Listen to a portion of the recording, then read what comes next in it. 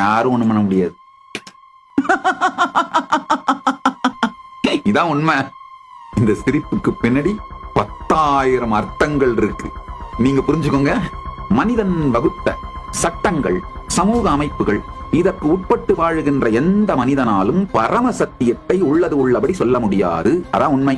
சத்தியங்களை சொல்றதுக்குங்க சாவர்னிட்டி வேணுங்க. மனிதர்களால் உருவாக்கப்பட்ட எந்த அரசியல் சாசனத்துக்கும், அரசியல் சட்டத்திற்கும், சமூக அமைப்பிற்கும், சமூக திட்டத்திற்கும் கட்டுப்படாது. அவைகளுக்கெல்லாம் அப்பாற்பட்ட சர்வ சுதந்திரத்தோடு பெருமான் என்னை வைத்திருப்பதனால் அவர் அருளிய சத்தியங்களை, பரம சத்தியங்களை உள்ளது உள்ளபடி சொல்லுகின்றேன்.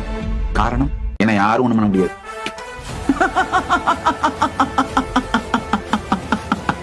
இதான் உண்மை. இந்த சிரிப்புக்கு பின்னாடி 10,000 அர்த்தங்கள் இருக்கு.